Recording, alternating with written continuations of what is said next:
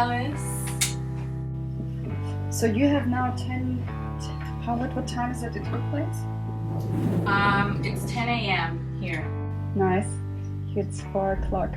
And this name, Alice in Wakedreamland, is so amazing. I mean, I'm just always like, wow, how did she think that up? It's awesome. Yeah, it's like, I mean, my real name is Alice, so that Hmm. was quite easy. And I mean, I grew up that everybody always says, oh, you look like Alice in Wonderland. And Oh, I always was very bugged when I was small. what a great name to be bugged with.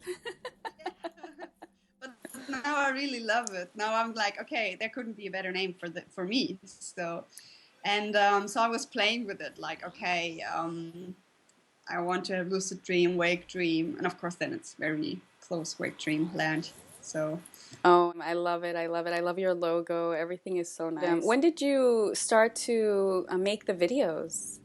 that was I started to practice editing because I mean I come from that doing acting.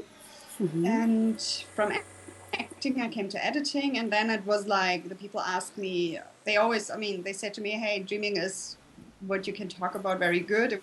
Well, you have a lot of experience." So I thought, okay, when I practice editing, so I take that as a theme because people like it, and that's how I started to do the videos about lucid dreaming. And then I found quite a good response to it, and a lot of messages with questions. And so now I go on with a little bit more, yeah, with the intent to give that knowledge. Alice, how That's did you begin your journey with lucid dreams? how did I begin the journey? I would say I already had lucid dreams and astral projections, out of body traveling before I knew the term or the name lucid dreaming. So I already had my first out of body experience maybe with 4 years. And then the first lucid dream with 6 years. I really remember that very good because it was the first days of when I got into school. And then I had a lot of sleep paralysis. Oh my gosh. So that started around 12, 13, quite regularly. I had a lot of experience lucid dreaming, out of body traveling, and everything. And then with 21 in New York, when I was in New York, I found a book about lucid dreaming. And Oh, great. book, I really had such a scary lucid dream, out of body traveling thing. And then I really ran into the next library and was searching for a book who explained it to me. So then I found my first book about lucid Like dreaming. in the child's mind, it's a little bit different. How did you know that it was a lucid dream?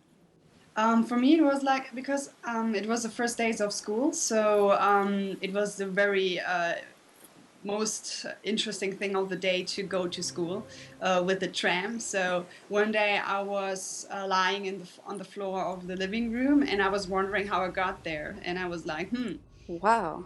the tram journey was missing today, and that's what I'm looking for every day. So, and I was like, so if it's missing, that must be a dream. I don't know. For me, it was so logical to think that. So, and then I was like, whoa, cool, I'm in a dream. So I ran, and I was like, oh, what do I do? So.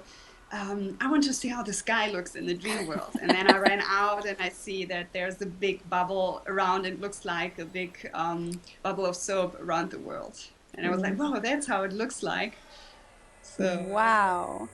very nice, very That's nice. amazing. That's like total like natural accidental, Yeah, yeah. through a Yeah. child's eyes. That's amazing. I love that. I love that. That's really cool. But how was your first experience when you were 4? Was it very scary, your out of body travel? Your out of body experience? It was very unique because it wasn't like I flew out of my body. Something appeared in my room. So it started like a little circle in the middle of my room and it grew to the size of a person. But it was like a person that was with the light behind them, so I couldn't see their face. It was like dark, when somebody's behind the sun. Yeah, yeah. And they took me out of my body. Whoever that was lifted me out of my body Yeah. and took me on my first journey around the world. And after that, that person never appeared. It was just me. It was just like somehow it was easy after that. It was natural. But Yeah. this was my first experience where I was awake and somebody came, took me out, and showed me beautiful gardens, beautiful people, and asked me if I wanted to stay. I said no. Because when I was little, I thought, does that mean I'm gonna die, you know? So I thought of Yeah, my yeah. parents, and immediately, boom, I was back in my body. But I didn't understand it. I didn't understand why I had two left arms. Two left arms in this. Well, I was raising out of my body, and I could see that one of my hands was coming out of the other. You know, the astral hand was coming out of the body hand, and I didn't understand the concept of why am I a double? You know, that was very. Okay. I didn't know what an out of body experience was, so I just thought I must be flying, not that I was getting out of my body. I only realized this later in life that it was actually an out of body experience. So I thought somebody had actually taken me with my body. That's what I thought. Yeah, that's also what happened to me when it started the sleep paralysis with 12, 13 all the time, because they also always hearing voices trying to get my body away, and I was always scared that some aliens want to take me away. So Awesome. I do you know there's a kind of book this do you see it, The Terror That Comes in the Night? No, I have never seen that. I didn't read it yet, but I had already bought it. There's all the things about the sleep paralysis with some visitors.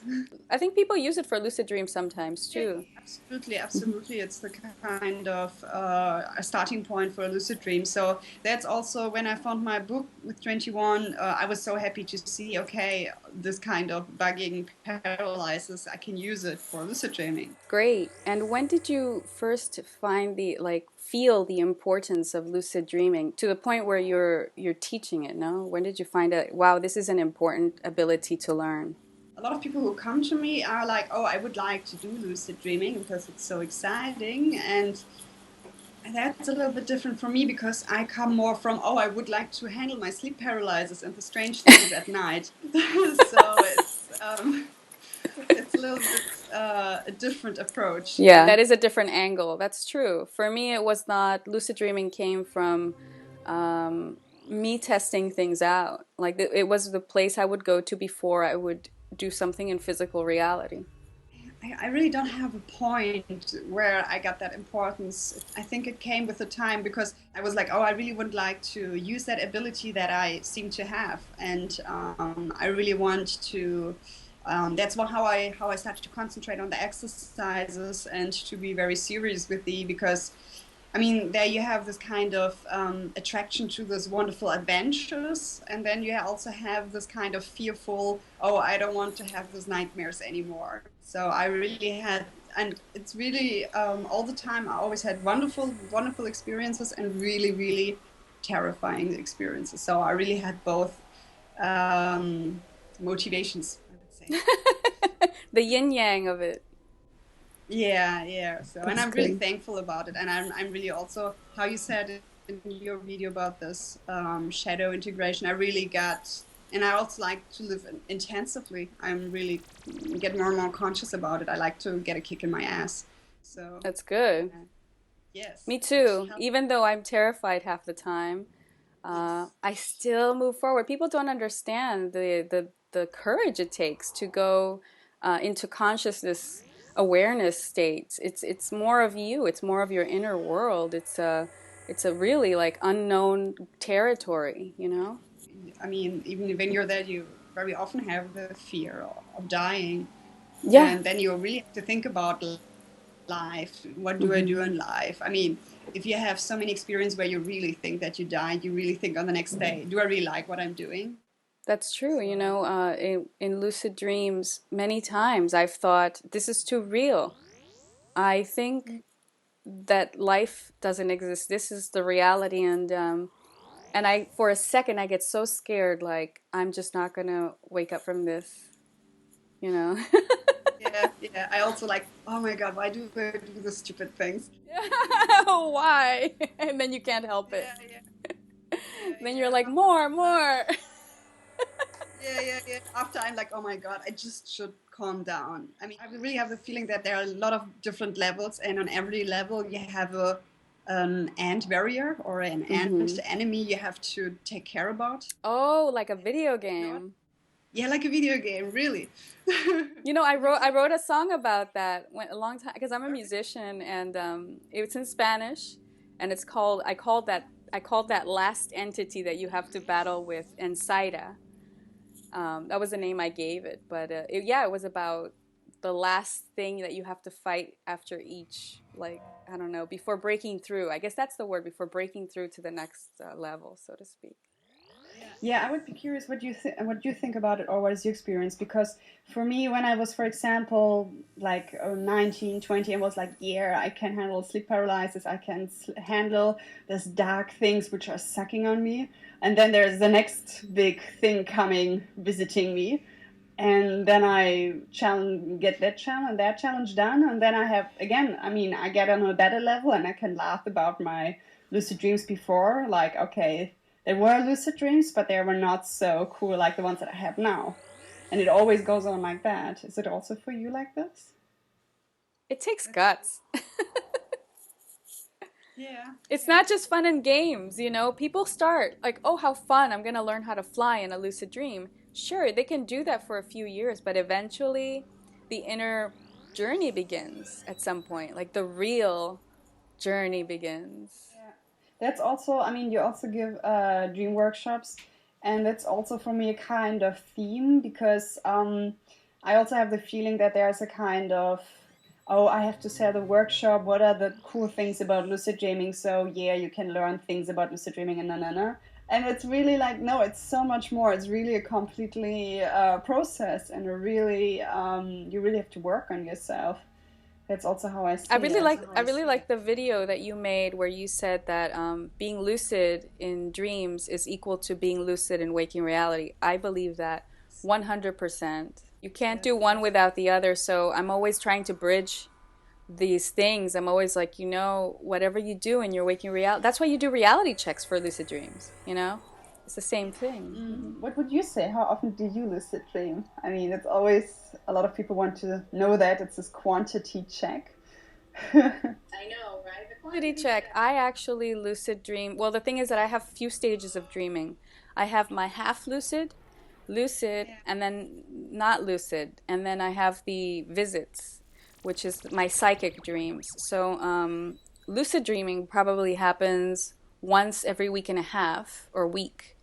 And half lucid dreams is most of the time, like 4 times a week.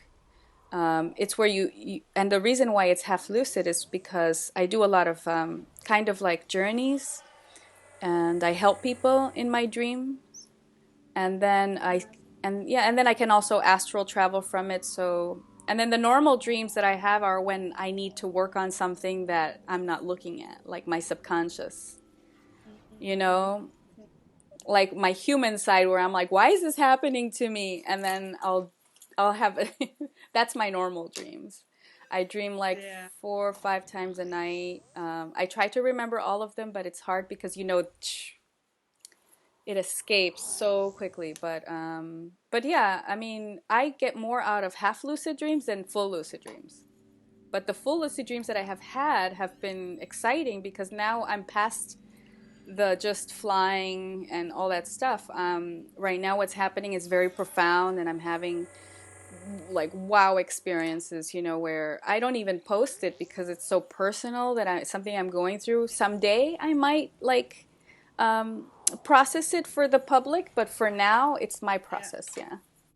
For me, it's the same. I also prefer to wait 2 years and then I can public it. Or yeah, this is really also so interesting because it's such a personal thing. So personal. The video, if you make videos about your dreams, it's sometimes a little bit, you really show kind of a lot of yourself on one hand, but on the other hand, I have the feeling everybody has more or less the same themes. Yes. So it's also very, very human to have that themes.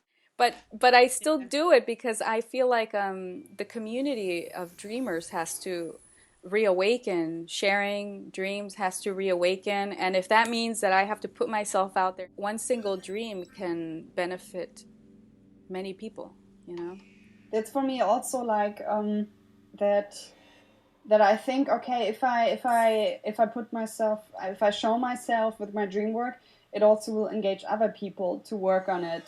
And I also know how my feeling was when I, for example, saw this kind of, there's a documentary also about this sleep paralysis thing, and I was really happy to know that I'm not the only one. And that's also the same thing when I had this lucid dream book. That's really the reason why that's important.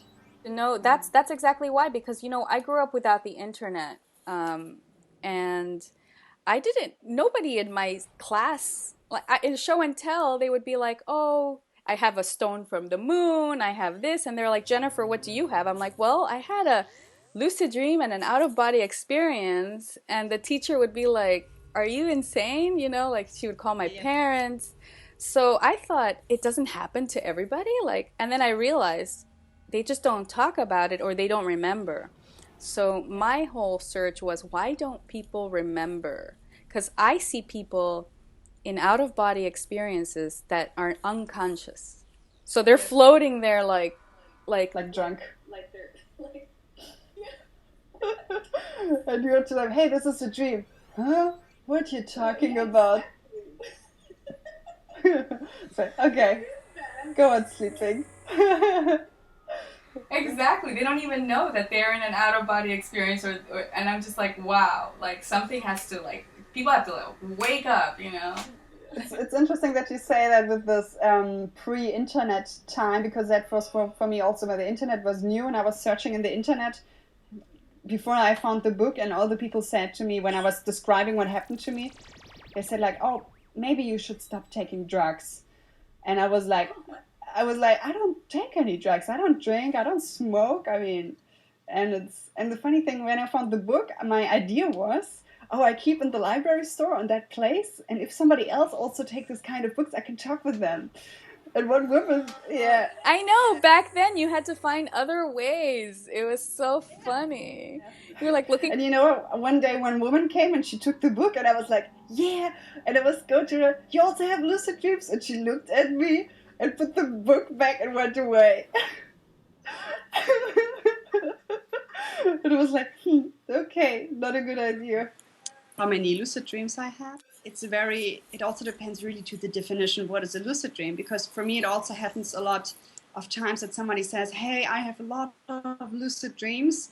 And when I talk with the person, I realize, okay, it's maybe pre-lucid, or it's very easy to say I have tons of lucid dreams. As I said to you, it's a quantity question. It's not about quality. And it's not about the length of the lucid dream. It's not about if I realized my task, how much clarity I had, and all these things. So, but of course, that I was doing all those dream groups lately, last 1-2 years, and doing all these videos. And I'm quite happy, because I did one video a few years ago where I said I want to have regularly lucid dreams, and I would say now that I'm there now. So I have minimum like 2 good lucid dreams until maybe 4, 5, 6. But this 4, 5, 6, they're not from the quality so strong like this too. And of course, then I also have a lot of pre-lucid dreams.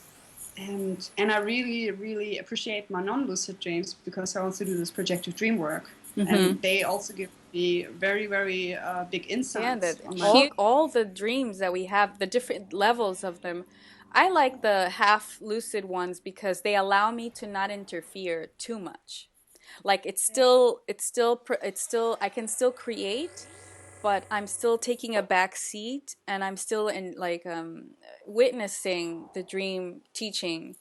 Because when I get lucid, sometimes I get in the way, because sometimes I don't. Sometimes it's a beautiful manifestation of my inner world, but sometimes it's like I'm thinking too much, and then I'm like in the way of whatever is supposed to happen. So yeah, I mean, this is also what I'm thinking about, the things between non-lucid and lucid dreams, and absolutely the lucid dreams are very beautiful when you see, it really gives the feeling, that really there's an afterlife, there is living without a physical body.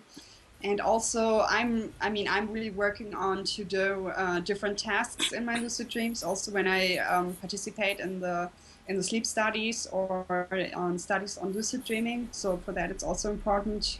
It's not so easy, first of all, that you can plan your lucid dreams and that you can do a task in a lucid dream and also give the eye signals. You know, lucid dreams is also a part of shared dreams. Even though every person has their own dreamscape, there's still like a certain percent that gets shared. And I was wondering, have you ever had that experience besides the drunk dreamers? Sometimes it's not so easy to see if it is a shared dream or if it is a projection. That is sometimes, for me, it's a shared dream when I know the other person also dreamed it, and then I'm kind of sure about Well, that. I think the boundaries are a little bit hazy, you know, because there's the point when we can transition from one to the other.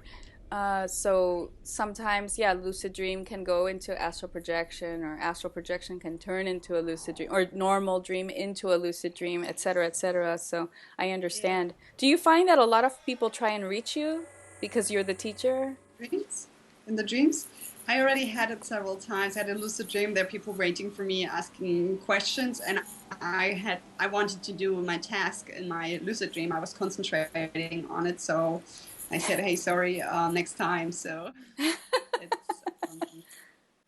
yeah, and I also yeah try to take more care about it to keep my space sacred and safe and to organize that more because I mean that's also what I experience with these videos that you get all the questions of people and it's I mean most of the information is all on the internet. It's all very easy to find. If you want to search for it, you can find it very easy. I'm like also finding it's a kind of process where I am to find out how do I deal with that and how do I take care about my time that I need to work on my And your energy. yeah, it's there are so many things that you can do in lucid dream, and I have the feeling I'm still at the beginning, even if I'm quite good experienced. I still have a big to-do list what I want to do. So it's so much still that I want to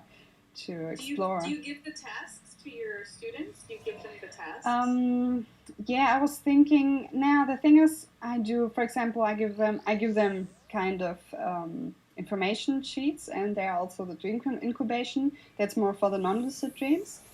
And also, I mean, I asked them by themselves what do they want to do in their lucid dreams. So I didn't give them tasks yet, only inspiration, because it's also for me what I'm thinking about. How do I teach? Am I very nice with the students and just give inspiration, or do I really kick the ass? It's sometimes. Yeah, I really love to do it. I really like to push myself. But I think if you push somebody else, it also needs their effort to want to do it. Otherwise, you're just pushing and losing energy. No. It has to be inspired. Like that person has to be all in. This is also a big theme, like to give priority to your dreams and to lucid dreaming and to the exercise, because it takes kind of time and effort and discipline and attention to do all this stuff. How do you incorporate NLP into your dream work? I think there are big connections between NLP and dreaming, lucid dreaming. I mean, in NLP, you go quite often to your subconscious, and you work with a lot of things, fears, desires, which are not so conscious, and that's what in the lucid dream you are in your subconscious, or you are in this very in this kind of world where, or if you're really in your subconscious, you can work directly with that things. And I mean, when I use NLP, I also do this kind of relaxation dream journeys. And of course, then you also use this hypnotic things to help the people to relax and to concentrate on lucid dreaming. That's how I use that most of the times. We have a lot in common because I use NLP and I'm a hypnotherapist too, so I understand the benefits of that. As an artist, do you find that dreams have helped you express your subconscious nature? Absolutely. I would say because in the subconscious, I mean, in the dreams, I give so wonderful, interesting images, and which you can put in words or in whatever. I mean, my logo, I also dreamed it. So I also was searching for a logo, and I was my dream incubation. Hey, what is my logo? And I was seeing something like that. I changed it little bit because it was more like a Mickey Mouse, and I was like, no. But I mean, how this figure is laying there with this thing around, that Mm-hmm. was how it was, how I saw it in the dream. And I mean, for me, it's like the dream world, it's pure creativity. Ways of thinking, it's pure creativity. It's sometimes really, on one hand, it's logic, but sometimes it's kind of also not how you would think in the waking reality. Mm-mm. And it's very funny, like you also said in your other video, how you're on a kind of other state of mind or another kind of consciousness there. Mm-hmm. And it's very funny for me. I also was lately thinking about like when I was sometimes in non-lucid dreams, and then I have some memories of the waking world, and I ask myself, because for example, I was there was a toilet, and the toilet had no walls, and I was like, I'm very sure somehow normally toilets have walls. I don't know how I know that. That's so So funny. people like, no, they don't have walls. No. And I really, somehow I really think It's like you're intuitively. fighting your normal consciousness. But for me, it was like, it was so funny because normally in the waking reality, you're like, intuitively, I think I dreamt something last night. And then it Yeah. was like kind of the opposite. Like, there was something, Yeah. there was another world. You're on the other side, yeah.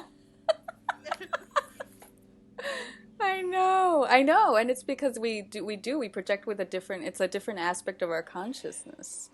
That's why the disconnect for me has been my dream work is how do we connect the unconscious with the conscious and the superconscious, which is the unknown element, and so that because there's some, it's weird to not remember when you're in the dream, and it's weird to not remember when you're, it's, for me it's weird, it's like we have to, like, there has to be a connection.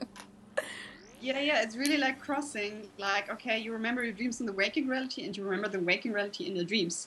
It's really Hmm. like make the bridge between the two worlds. Yeah, that's why It's lucid very dreaming is important, because lucid dreaming is waking up in the dream and realizing and remembering, and then waking up in this reality where we are in this waking dream, is also important. And I feel like it's slowly but truly, people like you and other people that I know that are in the forefront of of these dream discoveries, I feel are going to be integrating this for the community and for all kinds, for the scientific, for the spiritual, for the not here nor there.